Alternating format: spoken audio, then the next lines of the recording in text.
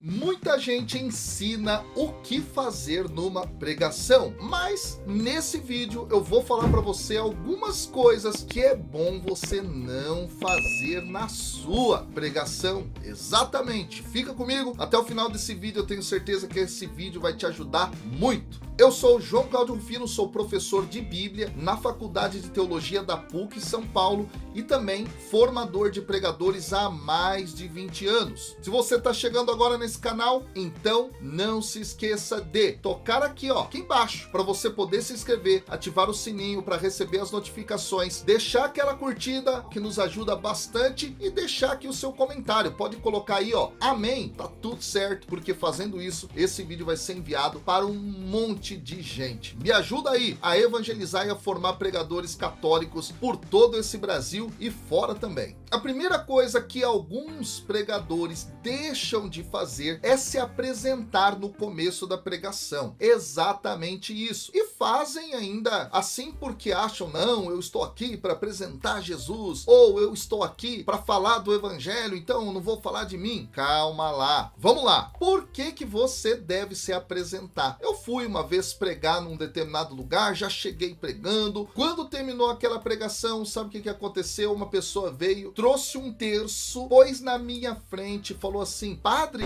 o senhor poderia abençoar o meu terço? Aí eu falei, ué, eu não sou padre, não sou padre, eu sou, pregador, sou leigo. Você já entendeu? Quando você não se apresenta, as pessoas não têm referência para saber quem você é, o que você faz. Imagina alguém, por exemplo, que quer ouvir um outro. Quando você se apresenta a esse outro, você acaba criando uma conexão, criando ponte, é um rapport, é uma empatia, sacou? Você começa a criar conexão com o outro, você não é um desconhecido para o outro. Então se apresentar é muito importante. Até mesmo você, se é casado, não é dizer lá, olha, eu sou casado com a Patrícia. Por quê? Você já sabe aí, que acontece muitas vezes, só porque o irmão tá lá fazendo pregações, aquelas mulheres já começam a olhar, nossa, que pessoa legal, assim, para eu poder, quem sabe,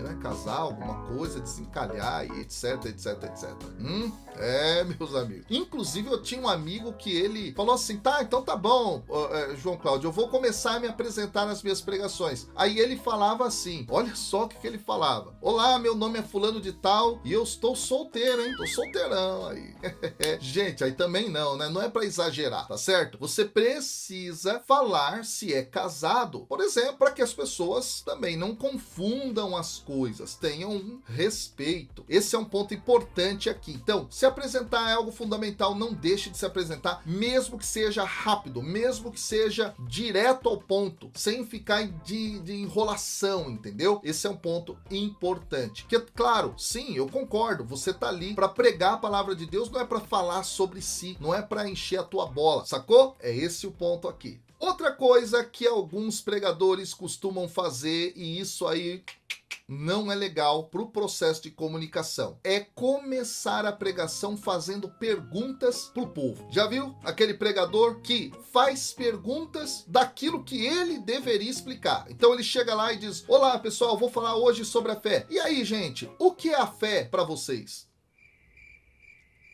É o seguinte, eu já tive essa experiência lá no começo, quando eu não tinha esse estudo de oratória sacra, comunicação verbal. Sabe o que acontecia? Eu fazia isso, eu chegava em alguns lugares para pregar e eu fazia pergunta para as pessoas. O que é o amor de Deus? E, gente, é aquele silêncio sepulcral, é aquele silêncio de doer a alma, ninguém fala nada. E aí o pregador, para piorar a coisa, começa a insistir. E aí, gente, o que é isso? Se o povo tá tímido e você tá ali, começa a ficar nervoso, fala, gente, o que é o amor de Deus para vocês? Meu Deus do céu, não faça perguntas pro povo. Se você fizer perguntas, faça perguntas para você mesmo responder. Faça perguntas tipo assim, e o que é a fé? Bom, a fé, você já dá a resposta, porque também pode acontecer uma outra coisa, aliás, você fazer a pergunta e uma pessoa na lata responder corretamente melhor do que você responderia. dia. Ah, pregador. Aí acabou com você, ó. Aí, em 5 minutos, a pessoa explicou melhor do que você se propôs a explicar. Você entendeu? Então, cuidado no uso dessas perguntas, sobretudo no começo da pregação. Tenha discernimento. Outra coisa, sobretudo no começo da pregação, que alguns irmãos acabam fazendo, mas não é muito legal, é começar fazendo piadas. Professor, contar uma piada ou outra, um fato engraçado na pregação é legal, é bacana? É até legal, você pode usar como um artifício na sua fala, na sua explanação, no seu processo de comunicação, acaba quebrando o gelo. Porém, já pensou, se você faz isso no começo da sua pregação, conta lá uma piada e ninguém dá risada? Eu tive, assim, a oportunidade de ver isso acontecer, não uma única vez. Sobretudo ainda quando é aquele tipo de piada assim, olha, eu vou contar uma piada pra vocês. Quando o pregador já anuncia que vai contar uma piada no começo, eu falo, meu Deus do céu, esse aí tá se arriscando, hein? Esse é corajoso, esse cara aí. Porque se ninguém ri, ele perde aquele momento da pregação. Então pensa nisso, toma cuidado com isso. Outra coisa que é muito importante você ter consciência e que alguns pregadores fazem bastante, sobretudo quando eles estão começando o ministério de pregação, é não ter controle dos seus movimentos. Exatamente. Sobretudo, vamos começar lá dos pés. Você já viu aquele pregador que fica assim, ó, indo para trás, para frente, para trás, para frente, pro lado, pro outro, para frente, para trás. Ele não crava os pés no chão, parece que ele não tem segurança. Percebeu? Ele fica gangorrando. Eu já vi pregador que fica gangorrando. Eu formava um pregador que ele ia para frente e para trás, fazia assim com os pés, ó, para frente,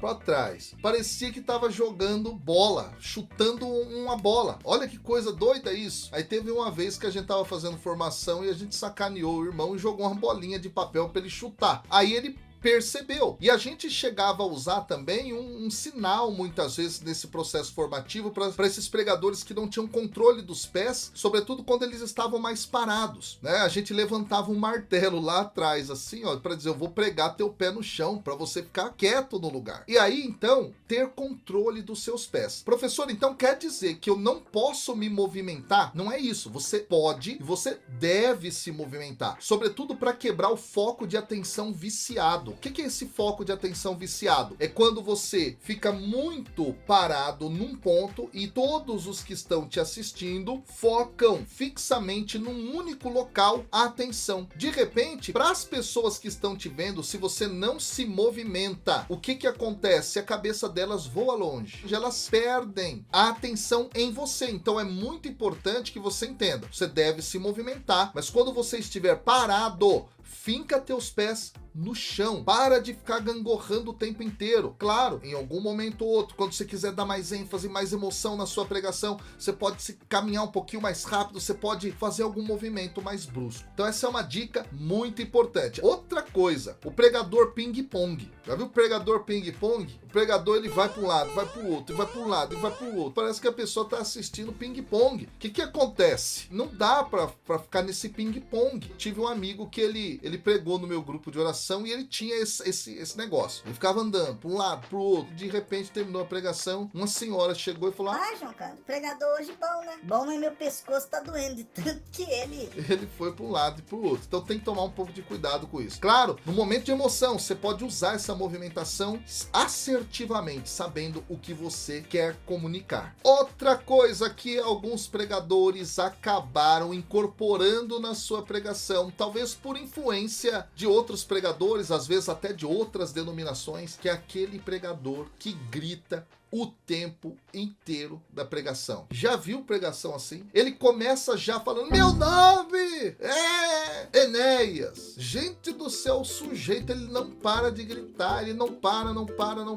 E aquele negócio começa a irritar e tal, e a pessoa que tá ali, que tava tranquila, daqui a pouco ela começa a ficar ansiosa. Cara, parece uma metralhadora. Cuidado, calma, meu irmão, calma, certo? Tem que ter calma, porque senão, sabe o que vai acontecer? Você vai perder até a possibilidade de falar, arrebentando suas pregas vocais. Tem que tomar cuidado. E eu vou falar, eu tô falando de experiência própria, pessoal. pessoal, esses erros todos eu já cometi, e inclusive esse, certo? Inclusive esse, gente. Então eu pregava que eu só gritava o tempo inteiro gritando, o tempo inteiro. Isso é ruim, porque quando você faz uma pregação já nesse nível de altura de voz, de impostação, e você precisa despertar realmente emoção, porque aquilo não deu certo, você não vai ter como, não vai ter outra estratégia. Então você tem que usar a sua voz de forma muito inteligente. Cuidado para você não ficar se esgoelando do começo até o final da sua pregação. Use a sua voz com sabedoria. Outra dica, já que eu tô falando aqui de entonação de voz, é o seguinte: alguns pregadores têm aquela pregação monotom. O que é o monotom? É aquela pregação que fica sempre no mesmo tom. Meu nome é João Cláudio Rufino,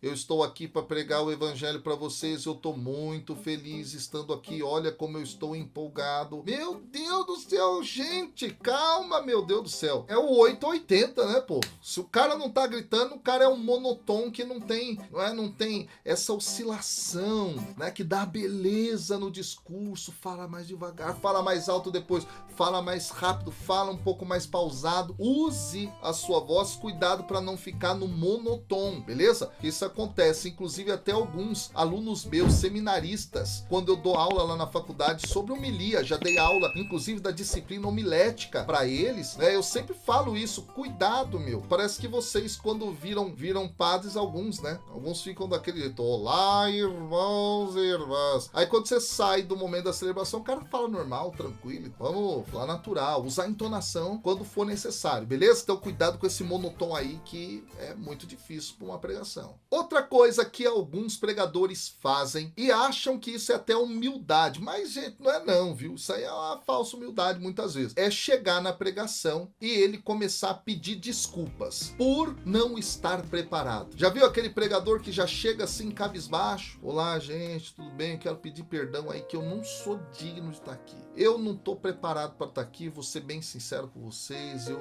não me preparei, eu não fiz nada, eu sou uma pessoa assim, desprovido de conhecimento. Não queria falar burro, mas já tô aqui falando. Então, gente, para com esse negócio.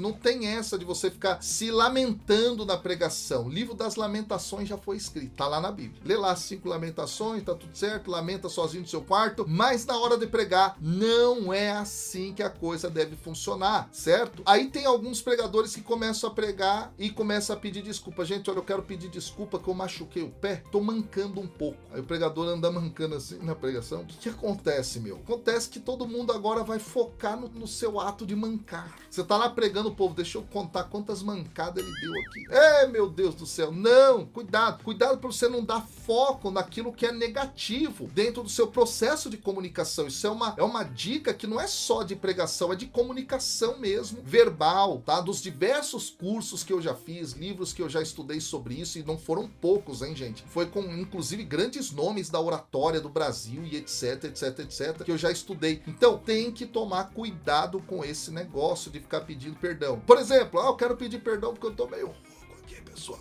Aí o pessoal começa a ficar prestando atenção se a pessoa vai ficar rouca, se ela não vai ficar rouca, se a voz vai falhar, se não vai falhar. Cuidado, isso chama atenção pro aspecto negativo da sua comunicação, tira o foco das pessoas. É por isso que é ruim você ficar fazendo isso. Se você quiser se desculpar por alguma coisa, faz isso depois que a pregação acabar, que o irmão te chamar lá na frente ou a celebração terminar, para você que é padre e tá fazendo uma homilia. Chega no final lá, diga, olha pessoal, eu quero pedir seu perdão, não sei se vocês perceberam, mas minha voz não estava muito boa. No final, beleza? No começo ou no meio, não faça isso. Outra coisa que é muito complicado o pregador ficar fazendo é ser uma metralhadora de versículos bíblicos. Ele atira para todo lado, tudo que é versículo. De Gênesis ao Apocalipse, no capítulo tal, versículo tal, tá escrito isso, isso e isso. Qual é o problema de fazer isso? O problema de fazer isso é que muitas vezes você deixou de seguir um texto base para sua pregação. E você fica passeando para lá e para cá. E algumas algumas vezes, quando você não tem conhecimento de exegese bíblica, de teologia bíblica, você junta versículos que não falam a mesma coisa e opera ali no nível do fundamentalismo bíblico. Exato. E ao invés de você educar as pessoas da cultura bíblica, você fez isso só para mostrar que você tem uma boa memória.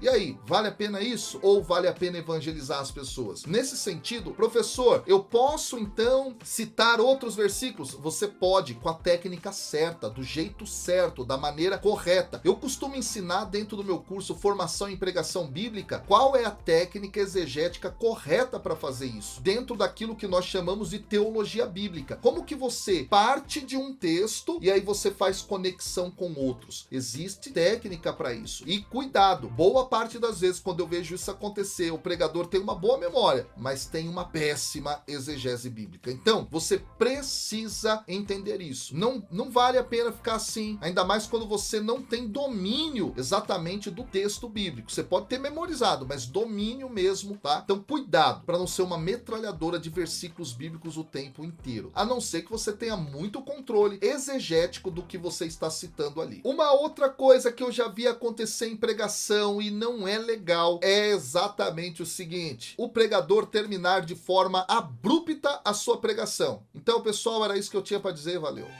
Você entendeu? Que coisa deprimente. Coisa chata, mano. Tchau, gente. Valeu. Pronto, acabou. Não. O final da pregação é aquele momento em que você tem que levar a pessoa a uma ação concreta, a uma experiência diferente, ou mais calma, ou um pouco mais agitada. Percebeu? Sua pregação tem que conduzir as pessoas a uma experiência concreta com o Senhor, uma experiência concreta de oração. Então, a sua pregação deve terminar de uma forma que leve as pessoas a isso. Você lança um desafio para elas, você faz aquele momento de oração com elas, você canta uma música e ministra aquela canção com as pessoas. Termine a sua pregação assim. E eu vejo muitas homilias terminando assim. Então é isso aí, pessoal, que eu tinha para dizer. Creio em Deus Pai Todo-Poderoso, Criador do céu e da terra. Não, termina de uma forma que amarre aquele momento. No mínimo, agora abaixe sua cabeça, reflita comigo nesse momento aquilo que foi dito, traz para sua vida os passos concretos que você vai dar agora a partir dessa palavra. Tá vendo? Olha a diferença, olha a diferença. Então cuidado para você não terminar assim a sua pregação de forma abrupta. A última coisa que eu vou destacar aqui, de tantas que a gente poderia trabalhar, a gente poderia falar muitas outras coisas, mas uma é a seguinte, talvez para mim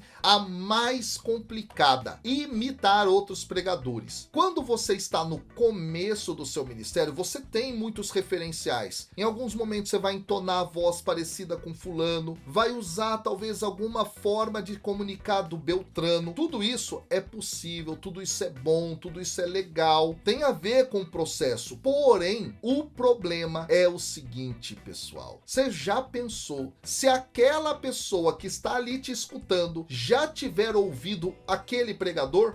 Ela vai sacar: puxa, esse pregador aí, ele não estudou para falar, ele tá copiando fulano. Puxa, esse pregador aí tá usando o mesmo exemplo daquele outro ciclano. Olha, esse pregador aí, ele tá tentando imitar o Beltrano de tal. Eu já vi isso acontecer demais. Inclusive aqui, ó, eu fazia isso no começo do meu ministério, gente. Eu imitava alguns pregadores lá da minha diocese de origem e também alguns outros pregadores mais famosos, quando então algumas das vezes que eu preguei, pessoas vieram no final e falaram: ah, legal aquilo que você falou, né? Olha, o Padre Léo falou a mesma coisa. E aí eu ficava daquele jeito assim, pensando.